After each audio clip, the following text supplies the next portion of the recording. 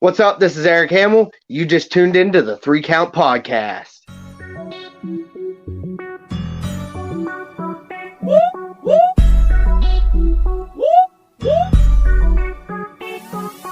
I'm in fashion, Welcome everybody to another great edition of the 3 Count Podcast presents Now Entering. I'm your host, Clifford Red Dog Miller, the man that leads you up this mountain called wrestling.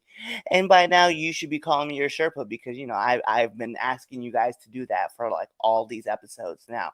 But like every good Sherpa, you got to have someone who's been there, done that, and can do it more efficiently than you can. And that's why it's never about me. It's about who's entering to the ring. So today, he comes to us from Asylum. He comes to us from HWF. He comes to us from SWA. And he comes to us from ACW. He is the Lewistown OG, Eric Hamill. Thank you. What's up, Cliff? What's up? Just so you know, you did miss one promotion. I also come from AOM, which is All or Nothing Wrestling. AOM, as most people call it. Yep. They're a great group also. That's right. I forgot that you did work at that promotion. Oh, yes, sir. I was just up there last Saturday for the Lethal Lottery. Great bunch of people. I know. One day I hope to get on that show. I gotta reach out because I know. You will love it.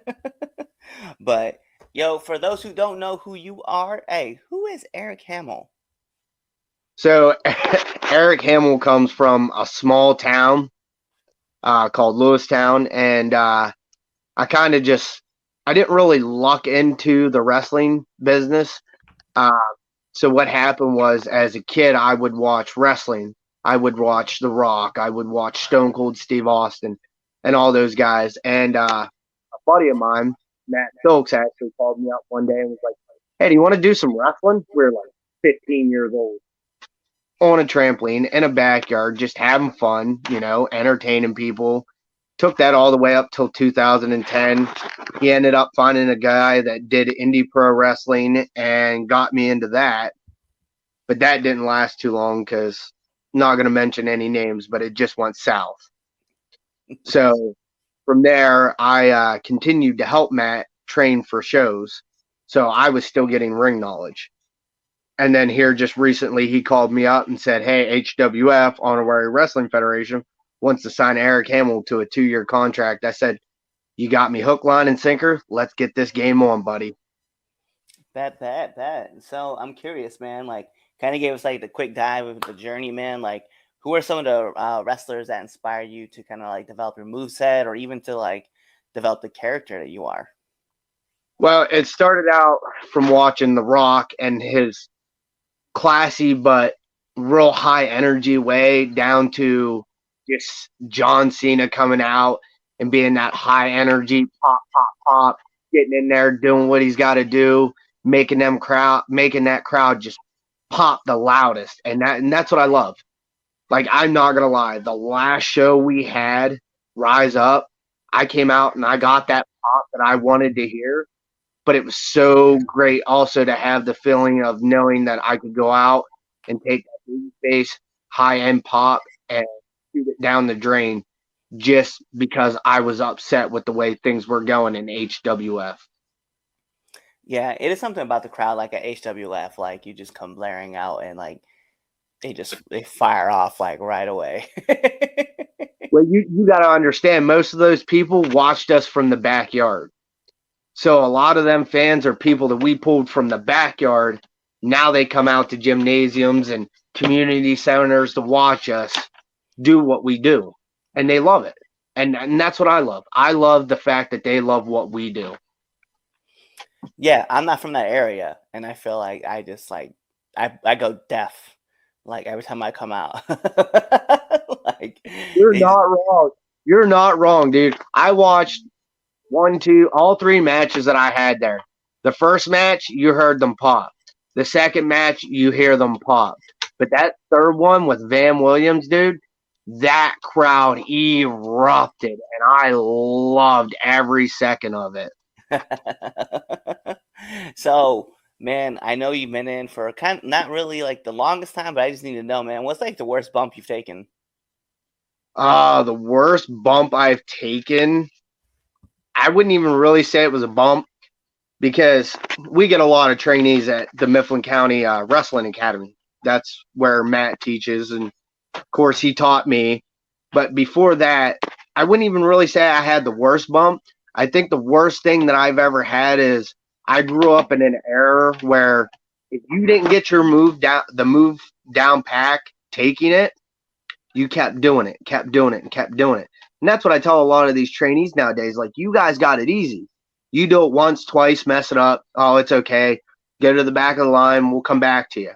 Not me. When I was growing up, if I didn't catch the move right or I didn't take it right, I kept doing it until one day, you know, Matt just landed on my hip the wrong way, and I was like, oh, yeah, I need to pull myself off to the side. I'm done for a little bit, buddy.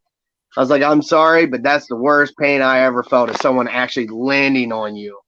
Mm. But then again, I was still developing my ring awareness and how to take moves. Okay, Otherwise, whenever I step into a ring and I take my bumps, every bump feels great, depending on the ring. I do got to say that. I was saying, man, not every bump feels great. Yeah. Like I said, a low boy versus the tall boys like you guys use down there at Nick's and stuff, like that, those bumps are two completely different things. Yeah. Most of the bumps that I like, because every ring bumps different. Every ring, like, kind of bounces different, and I know there's some rings that I've like taken bumps in. I'm just like, oh yeah, I'm gonna feel that tomorrow morning. That's how I was just over Saturday at AON. Like, I'm so used to the low boy that Matt has that whenever I bump, like, I know that I can bump to the best of my ability. But bumping in that one, you never know which way your bump's going to go, because theirs is about just a little bit higher than Nick's. And, dude, whenever you bump in that sucker. And it's like, oh, my gosh, I felt that one today. Well, man, listen, I want to know, like, who's hit you the hardest? Who's hit me the hardest? Ooh. That's a toss-up. Because I know you did just have the 3 count yesterday with RD Mosh. Mm-hmm. Right? I mean, full transparency, when we're recording this, RD Mosh was on yesterday. He did catch me with a good kick over at SWA. Like, he was stomping me, and he got me with a good one. Okay, bet. So I'm curious, man, like, after a match or like after like a show, do you have that post-match snack or post-match meal that you have to go to? Normally, no. Normally, I try to walk around and not think about eating. Like, I don't eat beforehand, because I know that eating and drinking like soda and having a food makes you it makes your body feel real heavy. And I've kind of gotten away from that. Like, at night, like, I have a hard time because I have a sweet tooth. And I mean, I love candy, but I've been trying to cut back on that sweet tooth so that way I can shed some pounds and be able to be lighter in the ring. Okay. I was like, everybody knows me. Like, whenever I'm at HWF, man, I have a bag of gummy bears on me. So everybody just kind of like joins in the festivities of eating gummy bears. That's that sweet tooth. Like, I mean, I get to a point where either my sugar gets too low or my sugar gets too high. Then I have to eat something. But I try not to think about that. And I just try to, take all that in before I go to the show, or, a day or two ahead of time before the show. So that way, when I go to the show, I can be like, not eat nothing like that. So I know I'm not heavy in the match. Right. So what about after the match, though? Do you have a place that you like to go? Out on whatever I can get my hands on. All right, man. Well, then, like, let me ask, man, like, what's one of the hardest lessons you've had to learn so far in the business? Hardest lessons I've had to learn is just to shut my mouth and open my ears at times. Because I've always had I have this persona about me that I act cocky and I don't mean to. And it bugs me. I'm working on it. But there's times that somebody will say something about my bump and I'll be like, well, so-and-so told me it looked good this way. I'm real quick to shoot off at the mouth. instead of just shutting my mouth and letting my ears open and paying attention to, oh, well, I can make my bump better this way instead of doing it my way to where it hurts me. So, yeah, that's been one of the hardest lessons on the road is just to shut the mouth and pay attention and listen. Yeah, that's a good lesson to learn. I know, like for me, I tried to like take in everybody's like advice and then just kind of work on it. Just even like recently, I had someone send me a message and they're like, "Man, I really love like the podcast, but you say out of curiosity or I'm always curious or just curious. Like you say that word a lot," and I'm like, "Yeah, I really do." I was like, "I gotta fix that." So I mean, it's something like I know it's my comfort word. Like I always like I try to wrap back around it, but it is a thing. It's a thing, and even when you're talking about taking bumps, like you have to like you do have to slow down and just kind of listen to like everybody's giving you advice and telling you like, hey, like do this, don't do that, try it this way. If you don't like it this way, try to do it this way. Everybody's just trying to trying to help you get better, but sometimes not everybody's looking for your best interest either. No, no, no. And that's even why, like, I mean, I listen to Matt and I know Matt's way of doing things and then I have my way. So like if we're at training and we're working on something, I normally raise my hand and I'm like, "Hey, yeah, I know you're, telling them to do it this way." And then I'll step in and I'll be like, "Try it this way. This might help you." A little different than what he does it. So, it's great to see that me and my trainer have like the same correspondency, being on the same page of like what people need to do. Like one of the guys that we had down with us when we made the trip down to Nix and trained with you guys.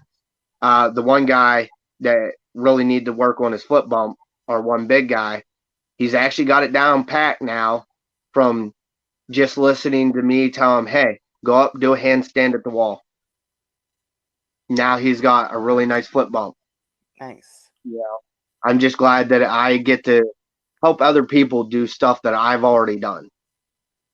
That's good though, and that's a good way to learn too. It's like by teaching. I feel like I get a lot out of like being able to talk to people about like how to help improve things, and it helps me learn. And I get even like stuff from the podcast I get to listen to, and I'm just like, yo, like this is something somebody told me, so I think this might help you. I was like, I've definitely like tried to adapt onto it, and it may not work for me, but it might be something that you might be good with. And some people it sticks with, other people it doesn't, and it is what it is. But as long as you're like willing to listen, learn, and even teach it, if that helps you learn it back, that's definitely something good that you should really like take into account and like be proud of yourself about doing that. Oh yes, yes. I'd have to say, like, besides getting in the ring and tying toe to toe with people, that's like my second favorite thing about being a wrestler is the fact that I get to take these new guys and teach them all the stuff that I've learned in the past almost year. And it's in a sense of accomplishment because it's like to think at one time I was just as green as them, and now here I am showing these guys what I already know. Yeah, and it's cool. It's cool to be able to like tell people or show people like what they can learn and what they should be learning and how to do it properly and not get injured. That's always very important. Right, right, right. And that's what I tell our guys at training all the time. Like if I see them doing something, I'll be like, "Is that something you're supposed to be doing? Were you taught that yet? If you're not taught that, don't do it in the ring. You can seriously injure somebody." Yeah, or you just like me and you just pop off at somebody because they're not doing what you're telling them they should be doing because they want to do their own thing. We're not going to talk about that. That's at a different story, at a different time. Yeah, I have a lot of different stories. But You're talking stories. I got to give you this one. Just one. So it was 2011. Matt just got his ring. We had it set up, and we were actually training for a show that we were going to be on, a big battle royal. Matt had to do the battle royal and then turn around and go on and win a title match. So we're down here training in the cold weather in the open, and Matt looks at me and goes, "Give me an attitude adjustment." Okay. I used to do it in the backyard. I was like, It's nothing, something I've done before. Well, I went to give him the attitude adjustment, and I didn't bump on my knees like Cena does. I ended up tearing his whole shoulder apart. He literally had to wrap it up, and the doctor told him 6 months before he could do anything. He Yeah. turned around and got it done in less than 3 months and had it back and ready for the show. I felt so horrible, but that's one of those life lessons to where you don't do something in the ring unless you know how to do it. Yep. It's yeah. It's crazy. So, listen, I'm gonna ask, man. Like, what kind of advice would you give to people who are getting into the wrestling business? My biggest advice is just literally shut your mouth and open your ears. If you have people walking through that have been in, you know, a year, and I wouldn't even say a year, I'd say 3 years and on, just sit down and listen to them. Talk to everybody. You get a different vibe from everybody, and the lessons that you can learn and the things you can learn to make your character better or make you better in the ring period. It's just all from talking to those people that are veterans that have been in there and have learned the lessons that we don't know yet. There's always a lesson to be learned. You just got to be willing to shut your mouth and open your ears. Yeah, I like it. I like it a lot, man. So, seeing that you've been kind of traveling a little bit and you've been in and out of different locker rooms, I need one do and one don't of the locker room. One, dude, you don't bring other people in there that shouldn't be in a locker room, as far as friends, family, stuff like that. And that's a don't. And a do, the biggest do is when you walk into a locker room, you shake everybody's hand, from the guys coming in down to the promoter. I think you would want to do that the other way, like guys coming in and the promoter. To feel like See, normally I show up to the venue early, so I get the promoter and everybody else is there. Then I yeah. go to the guys walking into the locker room. I always like. What's funny is like first person I see. If I lock eyes with you, like, hey, oh, we shaking hands, like just off the jump. Well, me and you, it's a hug. It's a hug. I walk in, I see everybody just right off the jump. I'm like, hey, what's up? Like just handshakes and hugs, like right off the jump. Like I see everybody, and it's like it's funny because it usually depends on like who I see first, especially if I'm at HWF. It's just over whoever. If I walk in, I open that back door, and it's just whoever's right there. I'm just like, hey, yeah, we're all standing here. Cool. What's up? Yeah, sure. Yeah, normally I try, like, if I'm traveling the road to other promotions, I leave early enough so I can get there and I can, shake hands with the promoters, because, the promoters are normally the busiest. So I try to get there early enough to be able to shake their hands and make sure that I knock that out of the way. And then it's everybody else coming into the locker room, or I see, hey, what's up? How are you? You know, go about my business, get ready for the match. Definitely. So, listen, those are all my heavy hitting questions, but we do got to get into the second best segment of the 3 Count Podcast, and that is, the 10 count questions. So, the 3 Count Podcast 10 count questions, because if that is the second best, what's the first? Yeah, without a doubt, it's the Red Dogs Power Rankings that you can find every Sunday on our debate shows. But this is the 3 Count Podcast 10 count questions, and Mr. Eric, this is how it works. I'm gonna fire off 10 questions at you, rapid fast, and whatever's your answer, that's your answer. Oh, Yeah. let's get So into it. we're gonna put on the imaginary timer for added pressure. Bing, and here we go. SmackDown or Raw? Raw, Favorite color? blue, Sonic or Mario? Sonic, Favorite movie? John Wick, PlayStation or Xbox? Xbox, Favorite submission? Calf Crusher, Marvel or DC? DC, Favorite podcast? the 3 Count, of course. Yeah, it's not like it's like everywhere around us. You know what I Yeah. mean? Like it's right there, right here, right there. Nominate one person that you want to see on the show. Tyler Baines, aka Steve Steele. Okay. And then last but not least, my favorite question to ask every single person who comes on this show. Favorite curse word. Motherfucker. Yes. A good motherfucker is something that's always needed. Now, over the weekend, it was quit being a crybaby bitch. Bet. Well, those are all my questions. So the last thing I do have for you is to let our listeners and our viewers know where they can find you. Where they can find me on Facebook. I am also on Instagram. I have Twitter. You can find me in Lewistown, Pennsylvania, anytime, any place. All you got to do is look for the purple hair. There you go. What's your handles for Twitter and IG anyway? Just my name. That's all I use. There you go. He gave you his handles. He gave you where he's even located if you guys want to come hang out with him and his purpleness. So, you know what that means. Like every good part of a wrestling match, we got to take it home. Because this is the 3 Count Presents Now Into Ring. And like I said, I'm your host, Clifford Red Dog Miller, the man that leads you up this mountain called wrestling. But like every good Sherpa, which I hope by now you be calling me, you know, you got to have someone who's been there, done that, and can do it more efficiently than you can. And that's why it's never about me. It's about who's entering ring. And you see him right now. He's right next to me. The guy right there, Eric Hamill. So you guys know what to do. Tune into the next episode and be there. Or you just wait for this episode to end. You wait for that outro. And you choose another episode to listen to. Peace. Later. What's going on, 3 Count Nation? I'm Clifford Red Dog Miller with the catchphrase. But what I really want you to do right now, go to twitter.com, right? Go over there, find us at the 3 Count _ pod, give us a follow, give us a like, give us a comment. We want to talk to you guys. Go to IG at the 3 Count pod.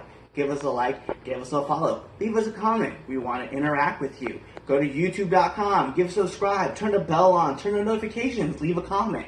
We want to talk to you. Go to anchor.fm /the 3 Count podcast, and in there, you can leave us a message, and we will talk to you. Basically, what I'm trying to tell you is that we want to talk to you. We want to have fun with you guys, and we love listening to what you guys have to say. Also, one thing I need you to do for me, the 3 Count podcast also has merchandise. Oh! At prowrestlingtees.com /the 3 Count pod. Please go buy our t-shirts. We love you guys, and we hope you love us too. So, show us some support, please.